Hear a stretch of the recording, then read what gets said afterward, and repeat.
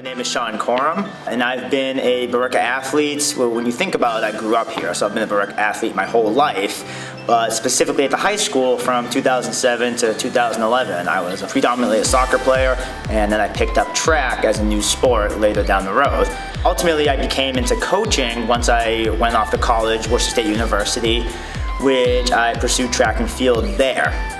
And then after that, I realized that I was always, I was never a superstar on the team, but there's one thing I could do, and it was rally the team, be inspirational, and really kind of help the teammates as a leader and a captain, which then segued my love into coaching, because it's almost a subsection of teaching, where in one way, shape, or form, you're helping people achieve their goals.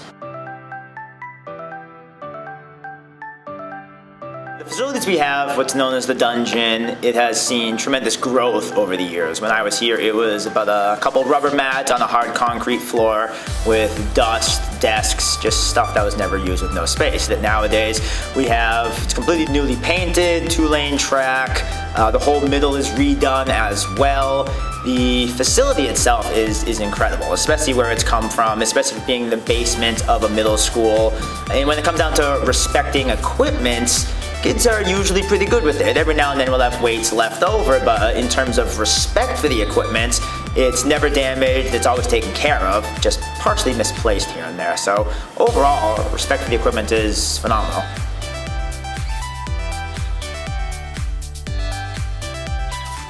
The cell phone policy at practice is exceedingly similar to what would it be in the school and in the classroom as well, where there's no need for it. All the cell phone does at that point is just a distraction.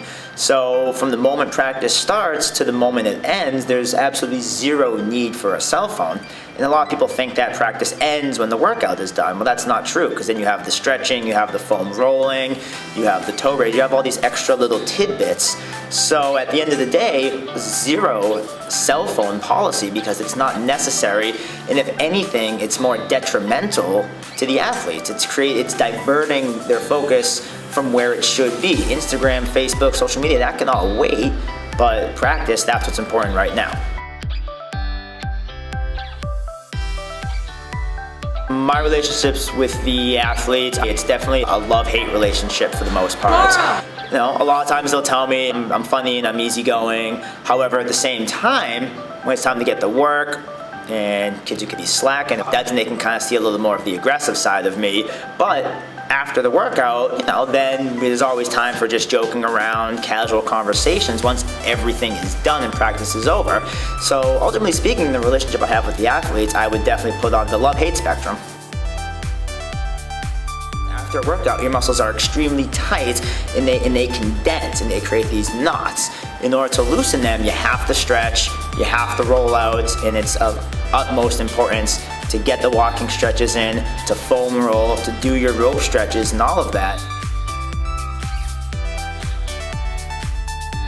My overall impression on coaching is that it's one of the best things that I could be doing right now. Especially being a teacher, you get to see students growing in one way in the classroom, but then you can see a whole other side of them on the field, on the track, or whatever it is, in the pool, court, whatever. So coaching in itself is one of the most beneficial things. It's truly an amazing feeling to see people really get their confidence up and excel at something that they're passionate about.